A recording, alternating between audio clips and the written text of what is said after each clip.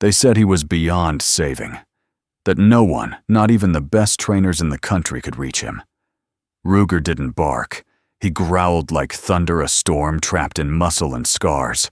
Every hand that tried to help got bitten, every voice ignored. But then, a barefoot girl appeared at the gate. No name, no coat, just calm eyes and a whisper in the cold. And what happened next, no one could explain. Not even the man who had lost all hope. Before we begin, tell us where you are watching from. And if this story touches your heart, please subscribe for more. The wind in Boulder, Colorado carried the scent of pine and cold metal. It was early December, and frost clung to the rocky hills like a secret. Nestled just outside the city, past winding forest roads and fading radio signals, stood Summit Pines, a sprawling property carved into the base of the foothills. Snow glazed the rooftops of its long kennels. Smoke curled from the chimney of a small lodge at the center. It looked serene, even beautiful. But not everything within those fences was peaceful. Bo Callister stood at the edge of the training yard, arms folded over a heavy brown bomber jacket worn from age and use. At 63, Bo's frame was still lean upright, built from years in the Air Force. His skin was wind-worn, and his salt and pepper beard was trimmed with military neatness. But what stood out most were his eyes blue-gray, flat as frozen lake water. They gave nothing away. Bo had once flown rescue helicopters in war zones. Now he rarely left Summit Pines. He had built it as a sanctuary for working dogs who'd served and struggled. But even sanctuaries have ghosts. One of those ghosts had a name, Ruger. Ruger was a Belgian Malinois, just over 5 years old. His coat was charcoal black with streaks of tan on his limbs, a pattern like wildfire smoke. He had the build of a predator, lean muscle-coiled energy, and eyes that watched without blinking. Ruger had once been a combat K-9 deployed overseas. Stories swirled among the staff, but no one knew exactly what he'd seen, or lost. What they knew was this. Since returning, Ruger had become unmanageable. He'd bitten 3 trainers.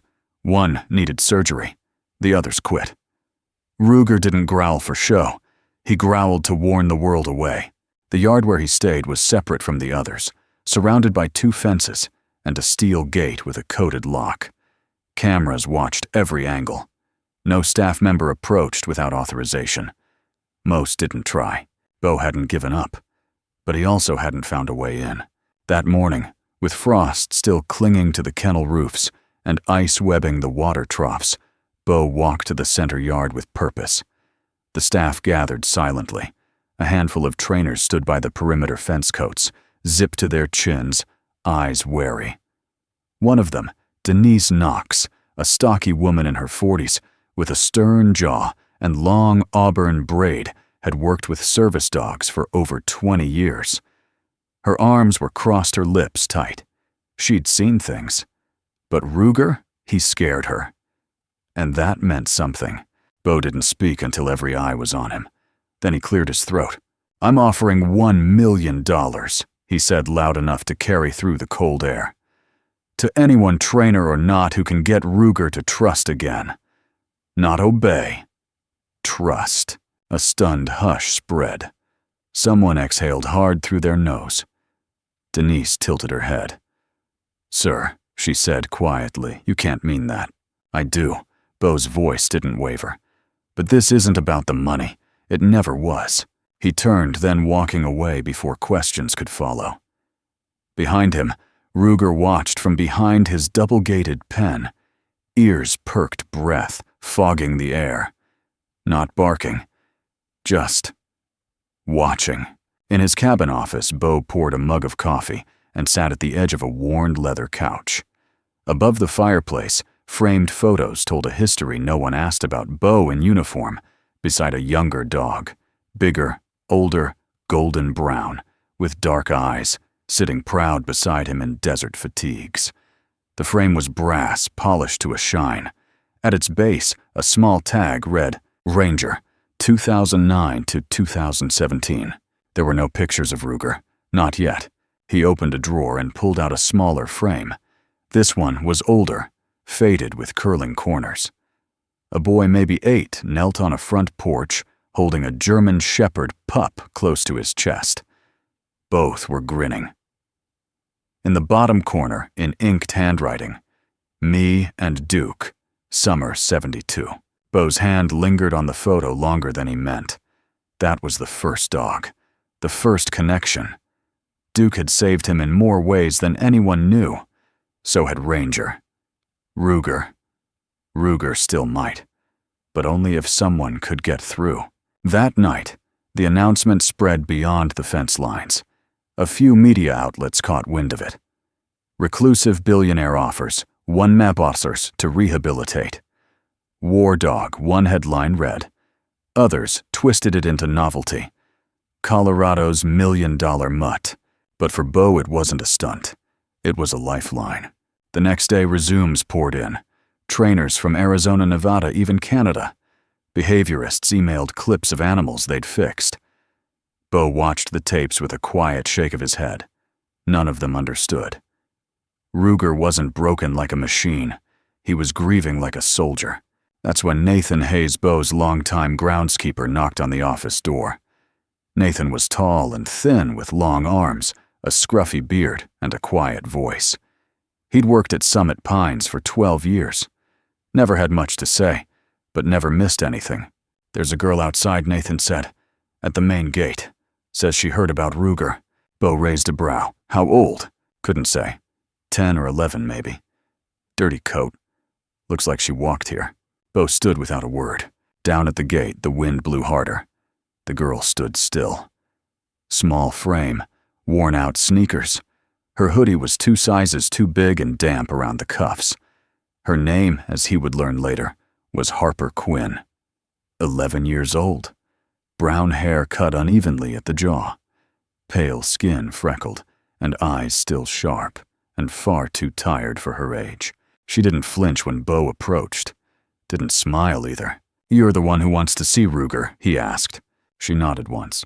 "Why?" "Because no one else could," she said simply. "Maybe that's why I should." Beau stared at her for a moment longer. He couldn't explain it. But something settled in his chest like a breath he didn't know he'd been holding. "Come back at sunrise," he said. "You'll have 1 shot." Harper nodded again, then turned and walked back to the tree line where she'd made a sleeping spot out of leaves and old cardboard. She didn't ask for food. She didn't ask for warmth. She just waited. Beau watched from the hill. Something inside him shifted. It wasn't hope, not yet. But it was close. The eastern edges of Boulder didn't appear on postcards. Past the art districts and polished storefronts was a sprawl of crumbling duplexes, rusted chain-link fences, and sidewalks fractured by time and weather. It was here, beneath a flickering street lamp and a sky smeared with dawn-gray clouds, that Harper Quinn spent most nights. 11 years old, she had become part of the background, another figure wrapped in second-hand layers, another child that crowds stopped seeing. Harper's world was stitched together from silence. She didn't beg. She didn't speak unless necessary. Her voice hadn't vanished. It had simply faded with use. When no one listens, the noise becomes a burden. She had learned to move like smoke, unnoticed, unbothered, and unclaimed. That morning, she crouched behind a dented vending machine outside a 24-hour laundromat, trying to soak warmth from the dryer vents. Her thin fingers cupped around a crumpled granola bar wrapper she'd licked clean 2 nights before. Her shoes, once navy canvas, were now torn gray cloth with holes near the toes. She sat still, letting the cold settle into her bones. She was used to that. 2 delivery drivers nearby leaned against the open back of a box truck, sipping coffee from paper cups. Their conversation drifted clearly in the brittle air. $1 million, the older one said, adjusting a cap stained with engine oil. "Just to fix some dog." The younger one snorted. "You mean survive the thing? They say it tore a guy's hand open like paper." Harper didn't shift, didn't blink. But her entire focus shifted. "What's the dog's name?" the younger asked. "Ruger, like the gun. Belongs to that rich recluse Callister." A pause. "Summit Pines, out near the ridge." The moment passed, and the drivers packed up. But Harper sat, frozen, not from the cold, but from something deeper. Ruger. That name stuck, not because of the $1 million. She couldn't picture that kind of money, but because no one could reach him. Because they all talked like he was a monster. She'd heard that tone before about herself. That night, Harper lay beneath the awning of an abandoned corner store, her back pressed to peeling brick, her sweatshirt damp and her knees drawn tight. She stared at the cloudy sky and whispered only to herself, "Maybe it needs someone like me." When the first cracks of morning reached the city skyline, she stood. There was no planning, no preparation, just motion. She grabbed her water bottle, slung it over her shoulder with a frayed piece of twine, and began walking. She didn't know where Summit Pines was, only that it was far. She followed instincts, moving past warehouses, climbing chain-link fences, stepping over ice-slick puddles. She asked when she had to. Some people shrugged, some ignored her, and a few muttered things she didn't understand. But eventually, a man outside a gas station pointed toward the western ridge. "Keep going until the road disappears. Past the power lines, past the cattle fences. You'll see a gate." Harper nodded. No thank you, no smile, just kept walking. By late morning, the sidewalks had melted into gravel shoulders. A wind howled down from the Rockies, chapping her lips and stinging her eyes. She passed a ridge of power turbines and paused only once under a pine tree to drink the last drops of water and check the small pencil sketch she had drawn on the back of a torn receipt. A rectangle, a tree, a name, Summit Pines. Her stomach ached. She hadn't eaten in nearly 2 days. But she didn't stop. In the foothills, the grass was frozen gold, and the trees looked like silent watchers, their branches heavy with frost. She nearly stepped on a frozen snake curled beside a rock. She didn't scream, just stepped back, waited, and walked around. By dusk, her legs shook with every step. But just as the sun turned orange over the treetops, she reached it. The gate. Tall iron bolted to thick wooden beams. Cameras perched on either side like quiet sentries. Beyond them, rolling land stretched into kennel rooftops and a lodge in the distance. She touched the gate with one pale hand, her voice barely a whisper. I made it. There was no button to push, no speaker to call. She waited. A half hour passed.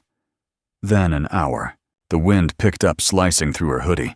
She tucked her hands into her sleeves and knelt at the base of the gate. Not to beg, just to wait. Finally, the gravel crunched. A figure emerged from the trees along the property path. Milo Ortega, the estate's night guard, was a wide-shouldered man in his early 40s, with olive skin, a thick mustache, and a walkie-talkie clipped to his vest. He stopped when he saw her raising one brow behind mirrored sunglasses. What do you want, kid? Harper stood slow and steady. I heard about Ruger, she said. I want to try. Milo laughed, short, sharp, dismissive. You, that dog would tear you in half. He turned and walked away. She didn't chase, just curled beside the fence as the stars came out. That night the temperature dropped below freezing. Coyotes howled in the distance. Her breath came in short bursts. Still she stayed. By the second morning, Milo noticed her again. Still here. I don't have anywhere else, she replied. By the third, another staff member saw her. Carmen Diaz, a kennel tech in her late 20s, with dark braids and a quiet demeanor, placed a wrapped half sandwich beside the gate before hurrying off without a word. Harper unwrapped it with frozen fingers. She took small bites, made it last. By the fourth morning, the routine was the same. She stood unmoving like a shadow. Her sneakers were torn, her hair tangled, but her gaze never wavered. In the main office, Bo Callister reviewed the gate reports. He frowned when he saw the footage. She's been here 4 days, he asked Nathan. Nathan nodded, not saying much. Not asking for food or help. Just says she wants to meet Ruger. Bo stood. I'll go down. And so he did. This time Harper didn't turn when she heard his boots. She knew it was him. Something in the weight of his silence. When he stopped near her, he didn't speak at first. You're the one who's been waiting. Harper nodded. Why? Her answer came quiet but sure. I heard no one could reach him. Maybe that's why I should. Bo studied her, the tremble in her fingers, the firm set of her jaw, her calm, unblinking stare. He's dangerous, he said. I know. You think you can fix him? No, she said. I think he doesn't need fixing. I think he just needs someone who'll stay. Something softened barely in Bo's face. He took off his sunglasses, looked at her fully. Be here tomorrow at sunrise, he said. You'll have one chance. The iron gate stood like a silent judge, unmoved by time weather, or the small figure curled beside it. Snow had fallen lightly overnight, layering the ground in powder. It clung to the fence, dusted the tops of Harper's sleeves, and melted in the tangled strands of her hair. She didn't wake to the cold. She had stopped feeling it after the second night. Harper Quinn had never known luxury, but she had known patterns. Survival had taught her that people usually give up on what they don't understand. But this place, Summit Pines, was different. She had seen it from the first night. The guards didn't yell. No one shoved her. Even when they told her to leave, it was with caution, not cruelty. That meant something.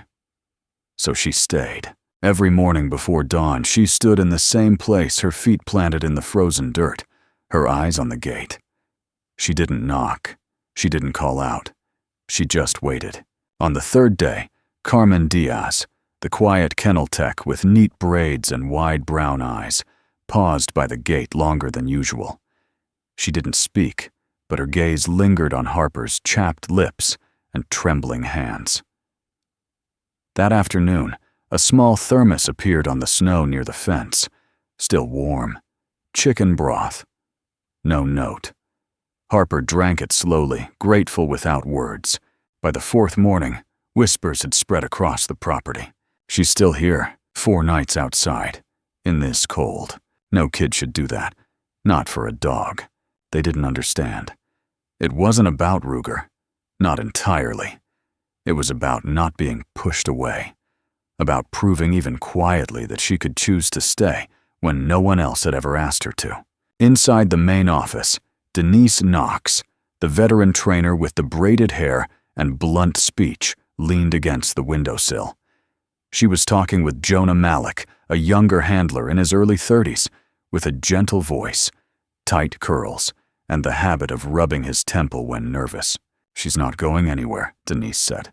She doesn't look like a threat, Jonah replied, watching Harper on the monitor. But Ruger, he's not just unpredictable, he's reactive. Denise crossed her arms. So is grief. Jonah didn't reply, but something in his eyes said he understood. That afternoon, the wind picked up again.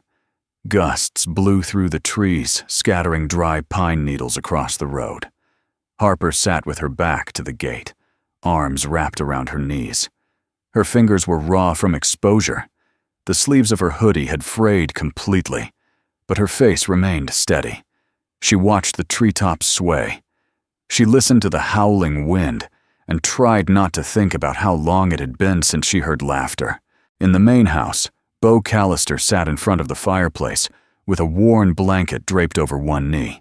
A mug of black coffee steamed beside him. On the table lay 2 photos, Duke the dog from his childhood, and Ranger, his former partner in combat. The third photo, the one that wasn't taken, was the one that haunted him most. Ruger staring back at him on the plane home, eyes empty, silent, detached. A knock at the door pulled him from the memory. It was Nathan Hayes, the groundskeeper. His coat was unzipped, cheeks red from the cold. She's still there, Nathan said simply. 5th day. Bo didn't say anything for a while, just stared at the fire. She's not asking for food. She's not asking for help. She's just waiting. Bo rose. As he made his way to the gate, snow crunched under his boots. The sky above was the color of wet slate, and the air smelled of distant snow. When he reached the girl, she didn't rise. just turned her head slightly, recognizing his presence without needing to confirm it. Bo stared down at her. She looked smaller than she had in the footage. Hollow cheeks, dirt-smudged skin. But the eyes that was where the weight lived. "You're the one who's been waiting," he said, though he already knew the answer. She nodded once. "Why?" She looked up steady. "I heard no one could reach Ruger. Maybe that's why I should." Bo didn't answer right away. The wind whipped between them. He studied her face, not searching for weakness, but for truth. "He's dangerous," he said. "I know. You think you can fix him?" "No," she said. "I think he doesn't need fixing. I think he just needs someone who'll stay." The words didn't hit him like a confession. They landed like a memory. Something he had said once to a medic after Ranger's last deployment. Something about how not all wounds were visible. Bo reached into his coat, pulled out a pair of thick gloves, and tossed them to her. "Be here tomorrow at sunrise. You'll have one chance." Harper caught the gloves, then nodded again. Still no thank you. Still no smile. Just understanding. Back in the cabin, Bo stood at the window, watching the girl curl up against the gate again, this time with the gloves tucked under her arms. "She doesn't ask for much," he murmured. Nathan, who stood nearby, added, "Some kids just want to be allowed to stay." That night, Harper didn't shiver. The gloves helped. But more than that, the silence around her didn't feel empty anymore. It felt like a promise. The sky over Boulder was a soft gray, brushed with strokes of light that hinted at sunrise. Mist hung over Summit Pines like a held breath. The frost had lifted just enough to reveal wet blades of grass, slick and shimmering in the open training field. The air tasted of cold steel and pine needles. Harper Quinn stepped through the gate barefoot. She had left her shoes near the kennel entrance. They were falling apart anyway. Her toes curled into the dew-covered earth. She didn't tremble. Not this time. Something inside her had quieted. Bo Callister stood off to the side, arms folded tightly across his chest. His face showed nothing, but his jaw was locked and his shoulders rigid. Beside him stood Jonah Malik, the gentle handler, with the thoughtful eyes holding Ruger's reinforced tether like it was connected to lightning. A heavy-duty stake had been driven into the center of the field earlier that morning, solid steel welded to a plate, buried 3 feet deep. The tether connected Ruger to that post. Just enough length to move, but not to harm. From the moment Ruger was let out, the air changed. His paws struck the ground like hammer blows. His coat, dark and glossy, rippled with each stride. Muscles coiled beneath his frame like springs ready to snap. He didn't bark. He didn't whine. But the growl that came from his throat wasn't sound. It was pressure. Something that vibrated against the ribs of everyone nearby. Jonah clipped the tether to Ruger's harness and stepped back quickly. Ruger lunged once, snarling at the sudden resistance, then paced tightly in circles. His breath steamed, his eyes wild teeth flashing between snarls. One wrong move could end everything. Harper didn't move. She walked forward slowly, then stopped just outside the tether's reach. She didn't call Ruger's name. She didn't kneel yet. She just stood, letting the wind pass between them. On the edge of the field, Carmen Diaz watched through a pair of binoculars, holding her breath. Denise Knox leaned against a nearby fence post, arms crossed, skeptical. Near them was Marshall Keene, a behavioral specialist, flown in the previous day from Seattle, tall and sharp-featured with wire-rimmed glasses and the faint air of someone who trusted data more than instinct. He had only arrived to observe, claiming the girl's attempt would serve as a control variable. "She's just standing there," Marshall muttered. "She knows what she's doing," Carmen whispered. "Not likely," he replied. "She's a child." Denise shot him a glance. "You ever been ignored your whole life? Some kids learn to listen better than anyone else." In the field, Harper slowly sank to her knees. No commands, no gestures. Her hands rested lightly on her thighs, palms down.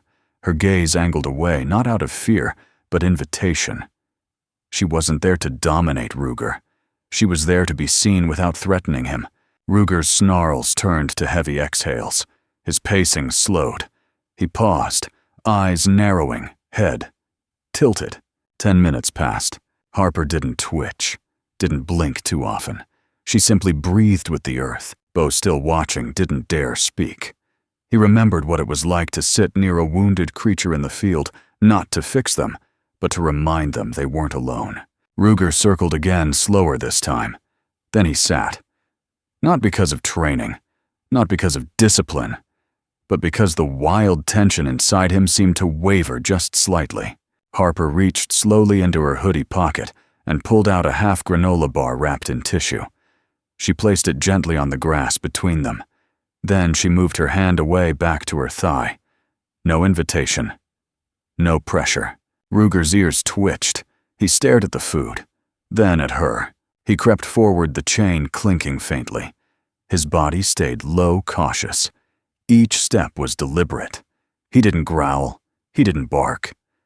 When he reached the food, he sniffed it once, then sat beside it, then beside her.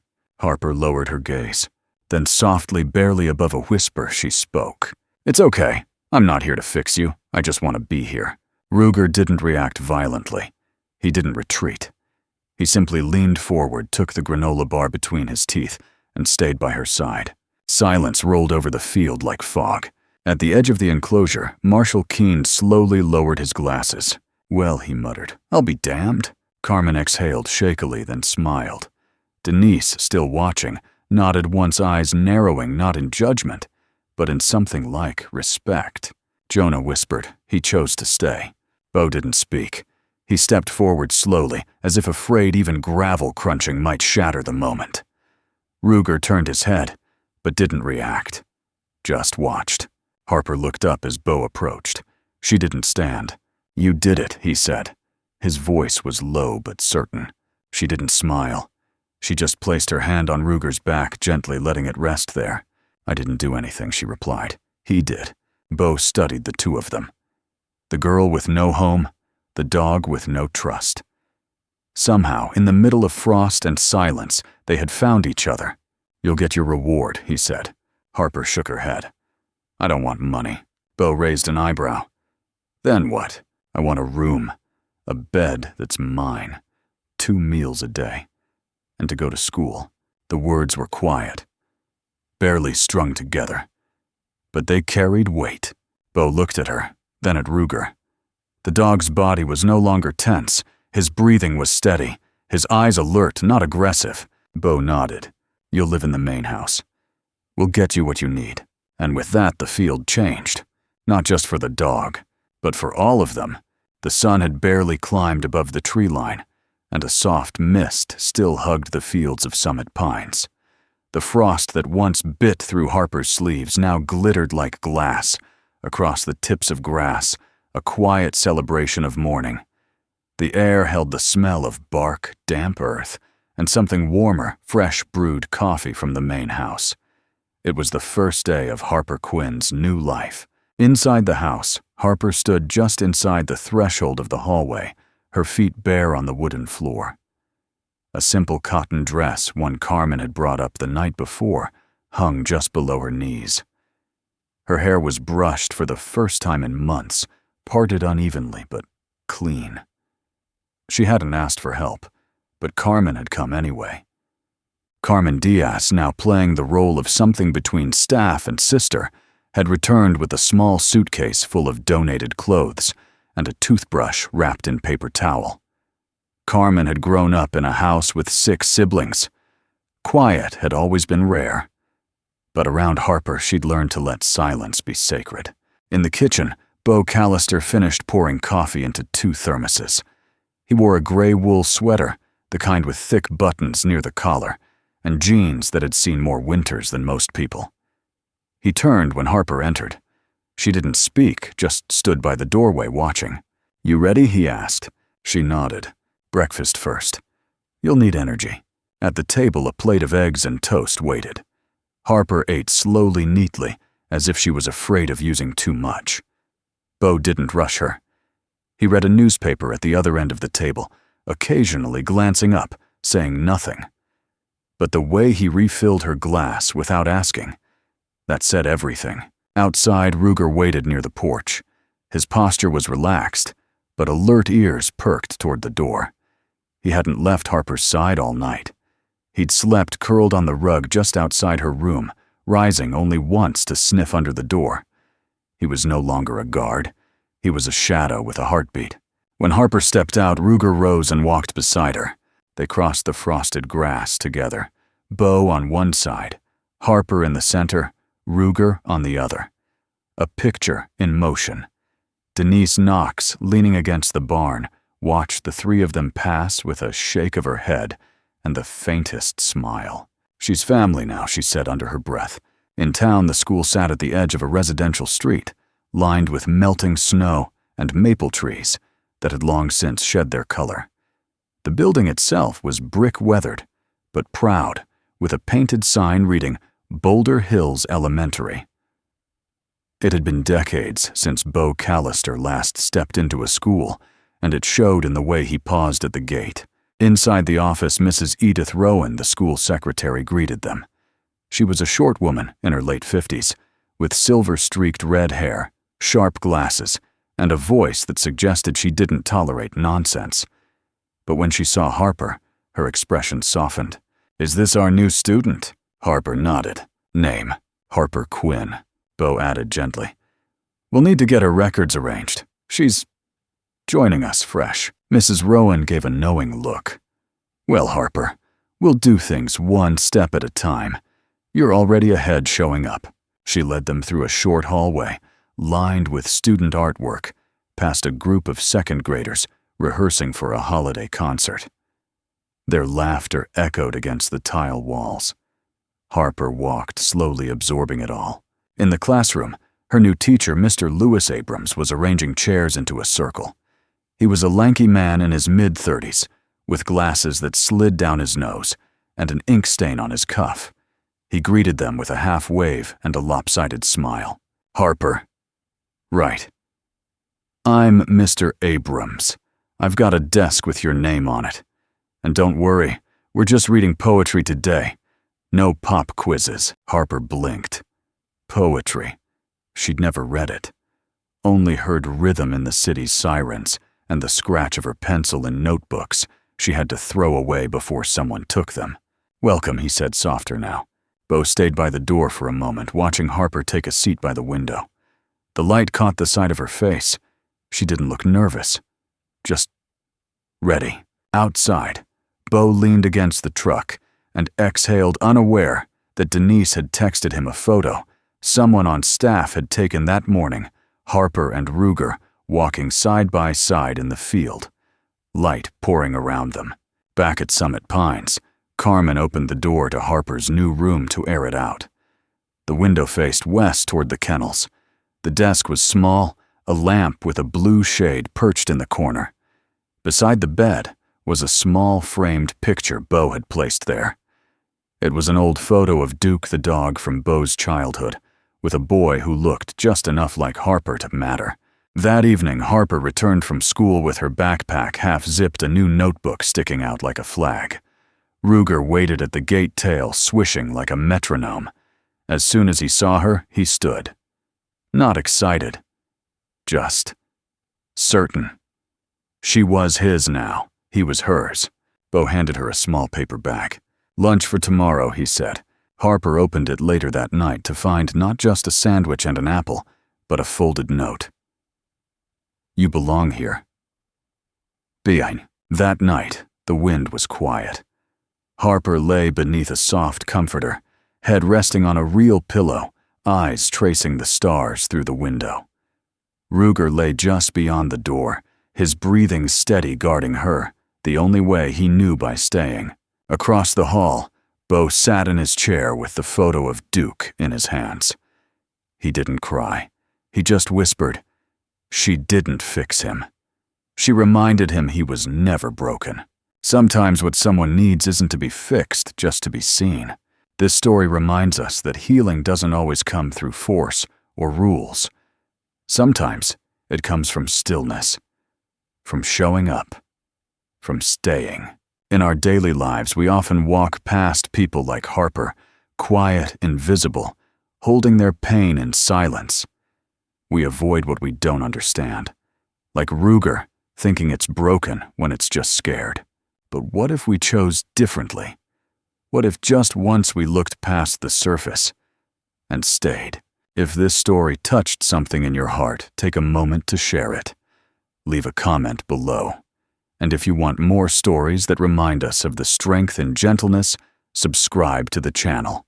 Because sometimes the smallest act of kindness changes everything.